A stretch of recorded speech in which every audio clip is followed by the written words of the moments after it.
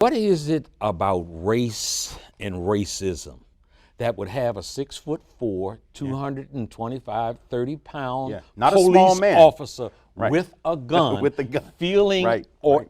or being creative enough in his language to say, I felt like a 5-year-old Right. against the Incredible Hulk. I mean, think about that. He had That's weeks. imagery. That's some serious imagery. Oh, it is, right and there. he had weeks to prepare that testimony. So he thought about that. Yeah. Either that's really how he felt, and it stuck with him weeks after when he finally was brought in to testify, or he just thought about it and said, "What language can I use that'll be the most effective?" And he went back to some really old school language. That's a Birth of a Nation kind of language. You know, that Thomas Dixon who did Birth of a Nation it was either the original title of that book or one of his other ones was called The Negro a Beast. Right? And so here you have Darren Wilson saying he looked like a demon, he looked like an animal. And these are the kind of language, these are the kind of words and terms that were used regularly during the period of segregation, regularly during the antebellum period, all the way going back hundreds of years. So I find it fascinating, and the psychological research has found recently that white folks in particular tend to view black men as bigger than they are, older than they are, and more aggressive than they are.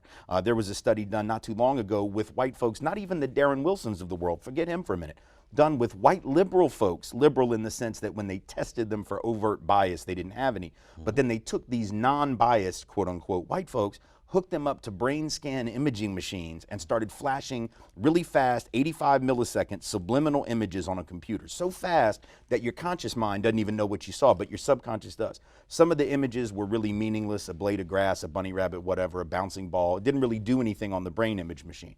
But then they showed a black male face for 85 milliseconds. And that part of the brain that responds to fear, anxiety, and stress lit up like a Christmas tree as long as that image was on the screen. And then when it was gone, the reaction went away. That was among quote unquote liberal white folks. That was among non-racist in the traditional sense white folks. So if that can happen even to supposedly open-minded folks, imagine how it's going to happen to a guy who by his own admission didn't like the neighborhood he was policing in. He said, nobody likes Ferguson, nobody likes that neighborhood, it's a bad neighborhood. If that's your attitude about a place that you're asked to go and police and the people you're supposed to work with, you can't tell me that you haven't internalized those biases, because liberal white folks did, and he's no liberal. Right?